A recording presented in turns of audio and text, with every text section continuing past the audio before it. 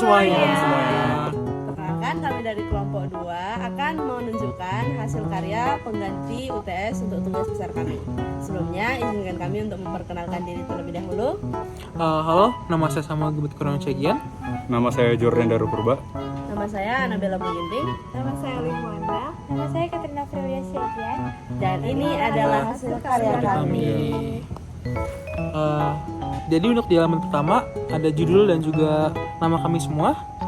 Lalu untuk di halaman selanjutnya, materi pertama kami mulai dari Tritunggal. Lalu setelah dari materi Tritunggal ada materi tentang manusia.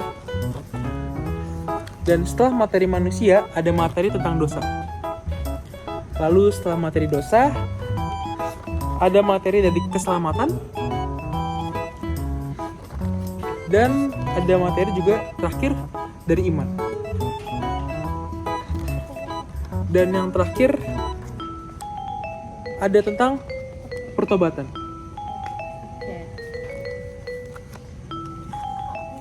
Berikut kami akan menampilkan materi-materi yang akan kami jelaskan sendiri-sendiri. Cekidot.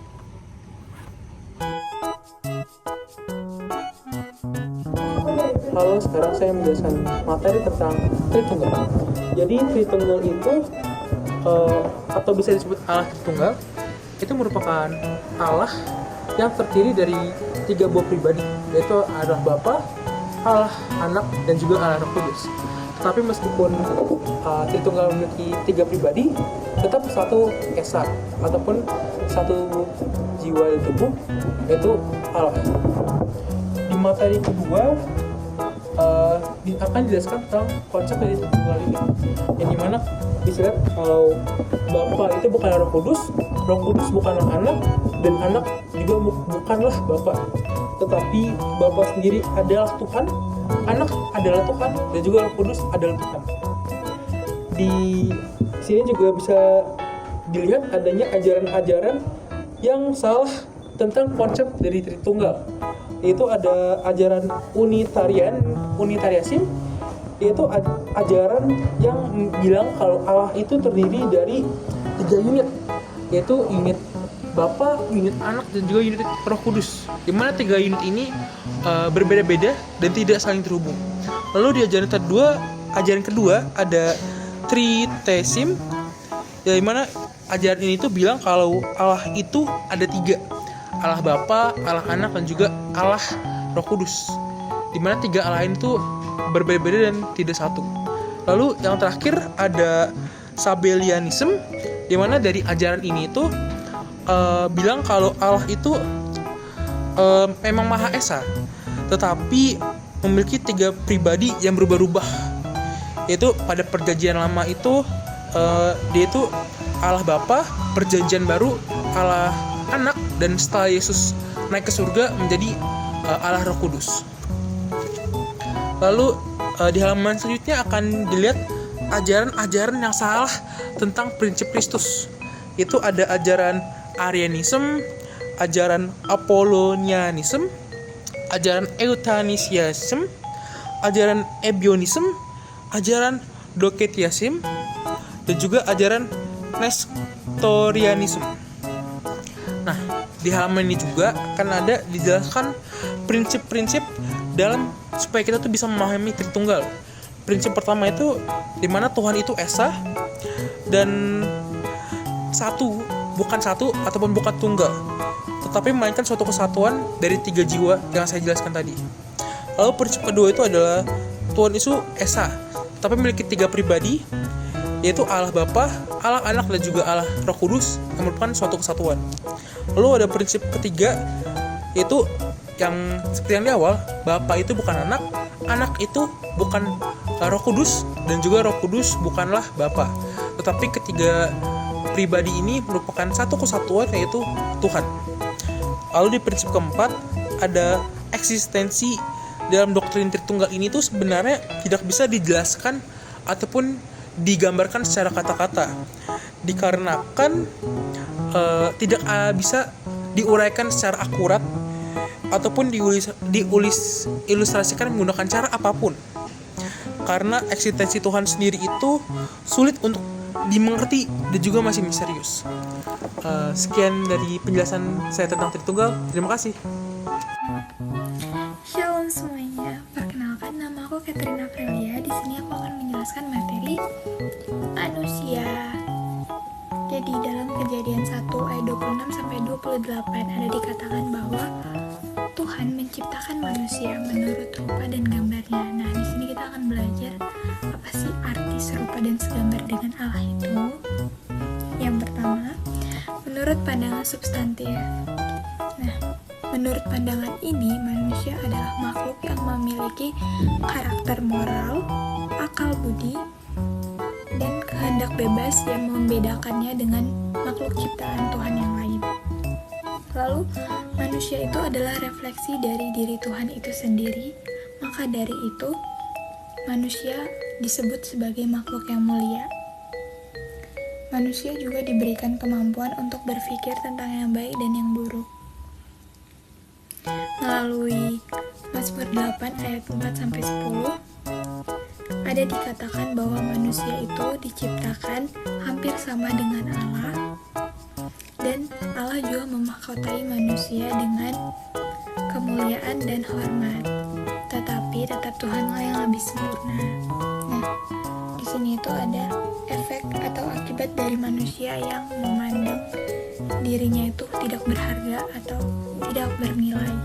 Yang pertama itu ada bunuh diri dan aborsi. Selanjutnya ada pandangan relasional. Dengan kata kunci relasi, manusia itu mampu menjaga relasi dengan Tuhan, sesama, dan juga alam. Sebab manusia itu diciptakan tidak untuk menyendiri, melainkan untuk berelasi. Nah, di sini ada gambar manusia yang berelasi dengan Tuhan. Dan di sini juga ada gambar manusia yang berelasi dengan sesama dan juga lingkungannya. Selanjutnya kita akan belajar simbol kekristenan, yaitu salib yang memiliki bentuk vertikal dan horizontal. Artinya, manusia yang berkata memiliki relasi dengan Tuhan juga harus berelasi dengan sesama. Nah, kedekatan manusia dengan Tuhan itu tidak membuat manusia itu jauh dari sesamanya. Selanjutnya kita akan belajar melalui pandangan fungsional. Nah, melalui pandangan ini, manusia itu berarti diciptakan untuk menjadi mitra kerja Tuhan. Itu sebabnya kita diberikan bakat, kita diberikan talenta, kita diberikan kemampuan. Itu tuh agar manusia itu dapat mengusahakan dan menjadikan bumi menjadi lebih baik lagi. Sejatinya manusia adalah ketika manusia itu berfungsi dimanapun ia berada. Dalam Matius 25 ayat 14 sampai 30 itu judul perikopnya adalah perumpamaan tentang talenta, yang artinya Tuhan menciptakan manusia dengan akal, kemampuan, dan talenta untuk dikembangkan. Di sini tuh ada contoh-contoh bakat dan talenta dari manusia. Yang pertama ada bermain alat musik, lalu ada fotografer dan make up. Jadi melalui materi manusia ini kita diajarkan dan kita diingatkan untuk mengenal diri melalui Tuhan. Itu sangat penting agar kita mengetahui tujuan dari hidup kita itu apa sebenarnya. Lalu kita juga diajarkan untuk berinteraksi dengan orang lain agar kita dapat menjaga dan memelihara karya-karya Tuhan itu bersama. Kalau kita juga diajarkan untuk lebih menghargai diri kita sendiri dan juga orang lain, karena kita diciptakan untuk saling melengkapi dengan tujuan yang sama, yaitu memelihara dan menjaga karya Tuhan. Maka tidak peduli dunia mengatakan apa tentang diri kita, karena kita mengenal diri kita melalui Tuhan yang menciptakan kita. Tuhan tuh selalu mengatakan bahwa kita itu berharga, maka kita harus menghargai pemberian Tuhan itu. Sekian dari saya, terima kasih. Oke, selanjutnya aku bakal ngejelasin materi tentang dosa. Nah, dosa itu merupakan kata yang biasa kita familiar dengar sebagai manusia. Nah, kalau dari pengertian sendiri, dosa itu memiliki arti yaitu kegagalan, luput, menyimpang, dan bertentangan dengan Tuhan. Intinya dosa itu adalah segala perbuatan yang kita lakukan dan perbuatan tersebut tuh menyimpang dari kehendak Tuhan. Dosa itu sendiri dapat kita umpamakan seperti anak panah yang ditembak dan tidak tepat sasaran. Seperti kayak gini contohnya. Di dalam 1 Yohanes pasal 3 ayat 4 dikatakan bahwa setiap orang yang berbuat dosa melanggar juga hukum Allah, sebab dosa ialah pelanggaran hukum Allah. Jadi setiap kali manusia berbuat dosa, manusia otomatis udah melanggar hukum-hukum yang ditetapkan Allah di Alkitab. Selanjutnya kita masuk ke dalam ini, dalam kejadian pertama kalinya dosa terjadi. Pertama kali itu dosa terjadi di Taman Eden ketika Adam dan Hawa masih tinggal di Taman Eden. Pada kejadian pasal 3 ayat 1 sampai 24 itu merupakan awal mula terjadinya dosa tadi. Ini ilustrasinya di Taman Eden, terus ada juga Adam dan Hawa. Ini waktu Adam dan Hawa diusir Allah dari Taman Eden. Ketika Adam dan Hawa memakan buah dari pohon pengetahuan tentang yang baik dan yang jahat, kemudian Adam dan Hawa jatuh ke dalam dosa dan diusir oleh Tuhan dari Taman Eden. Ini.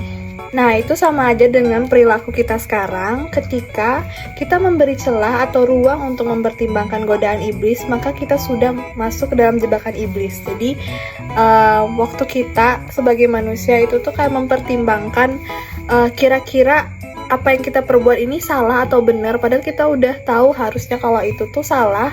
Kita tuh udah mulai masuk ke dalam godaan iblis dan masuk ke dalam jebakan iblis seperti Adam dan Hawa di Taman Eden.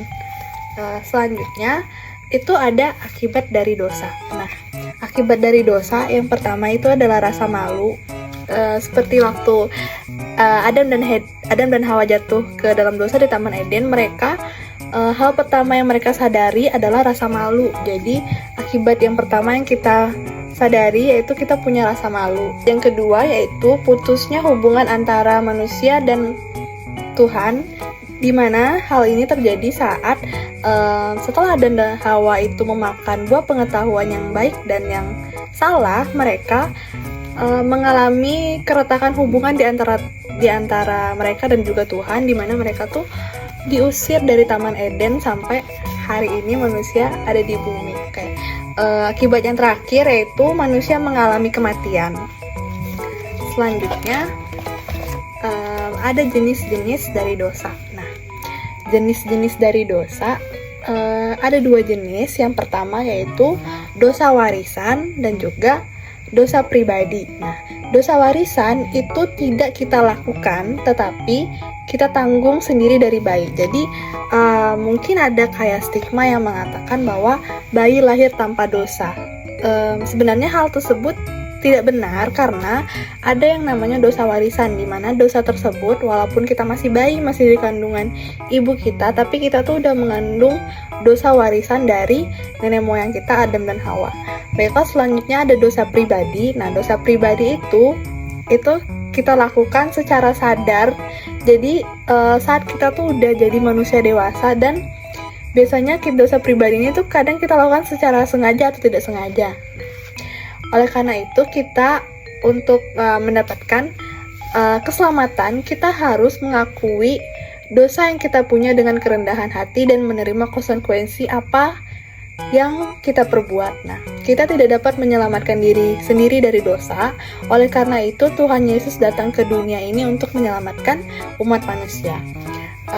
Ada satu ayat yang dikutip dalam 1 Yohanes pasal 1 ayat 9. Ayat itu berkata bahwa jika kita mengaku dosa kita, maka Ia adalah setia dan adil, sehingga Ia akan mengampuni segala dosa kita dan menyucikan kita dari segala kejahatan.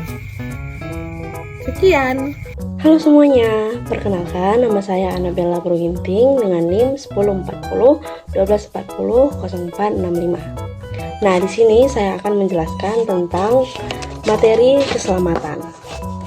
Di sini di dalam scrapbook kami ini tampak depannya itu ada materi keselamatan, terus ada Roma 3 ayat 24, dan oleh kasih karunia telah dibenarkan dengan cuma-cuma karena penebusan dalam Kristus Yesus. Lalu ada salah satu kutipan dari doa Bapa kami, dan janganlah membawa kami ke dalam pencobaan, tetapi lepaskanlah kami daripada yang jahat.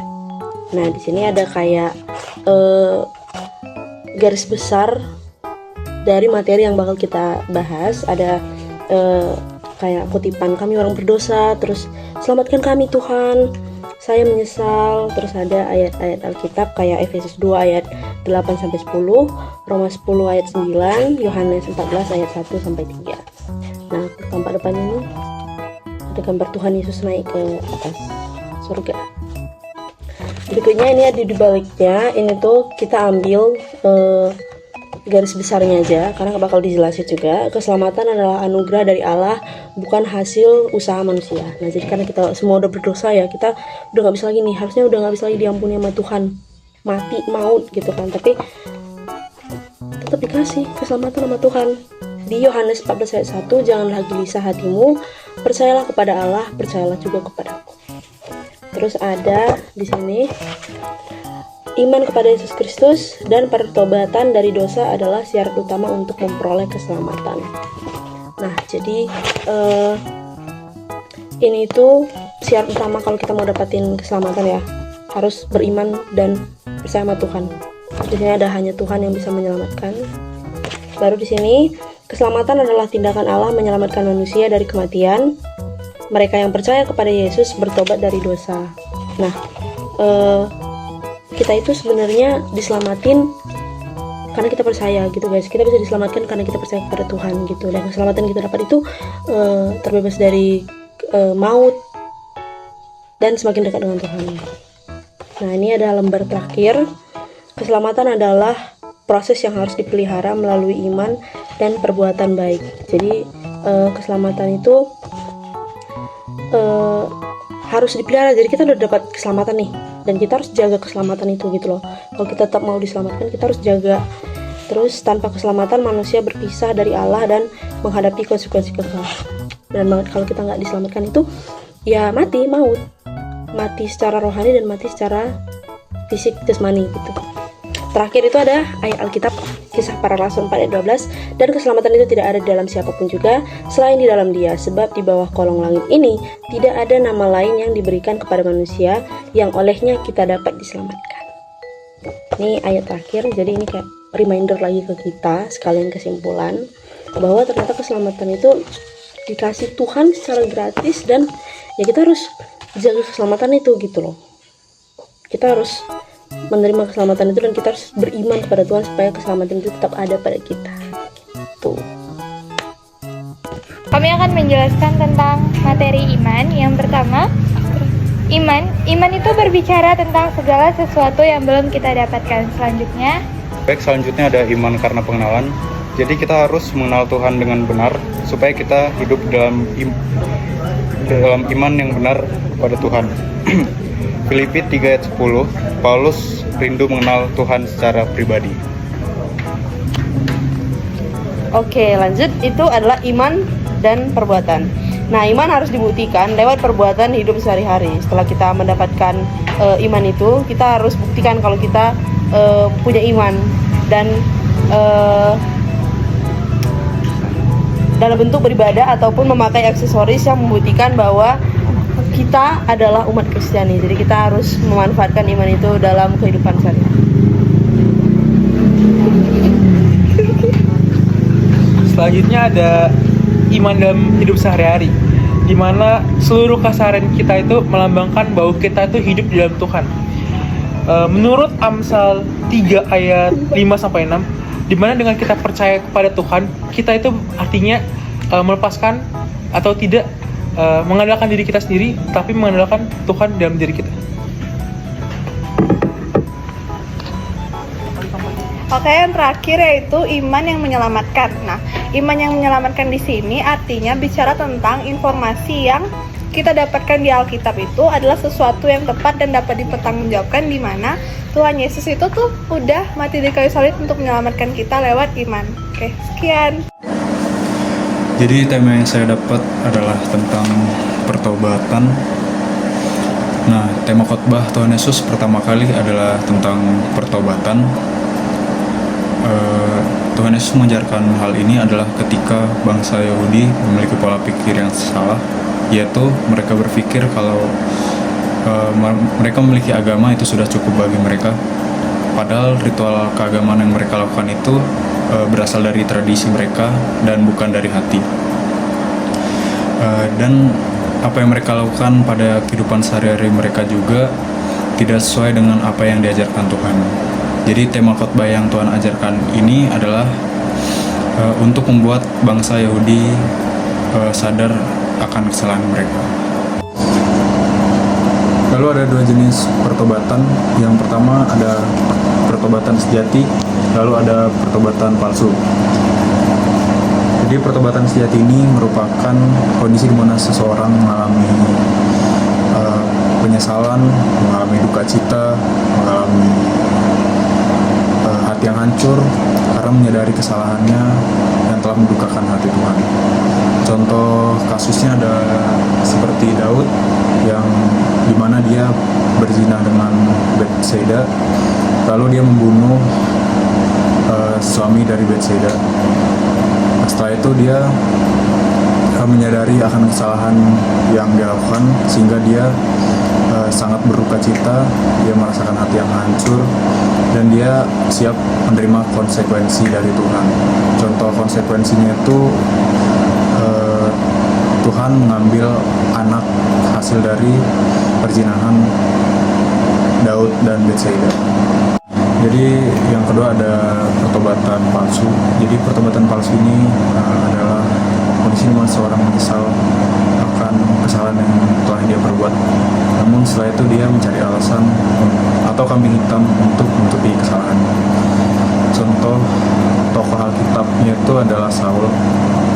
Jadi Saul ini diperintahkan Tuhan untuk pergi berperang dan menghabisi semua lawannya. Namun Saul ini tidak mengikuti apa yang telah Tuhan perintahkan. Setelah itu dia menyesal dengan apa yang dia lakukan.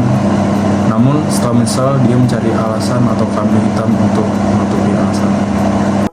Nah, seperti firman Tuhan yang tertulis pada Lukas 15 ayat 17-20 mengajarkan kita bahwa ketika seorang mengalami pertobatan sejati, maka ia akan menyesal dan mengaku dan memulai sebuah hidup yang baru sesuai dengan apa yang Tuhan ajarkan kepada kita. Sekian penjelasan dari kami. Terima kasih. Shalom.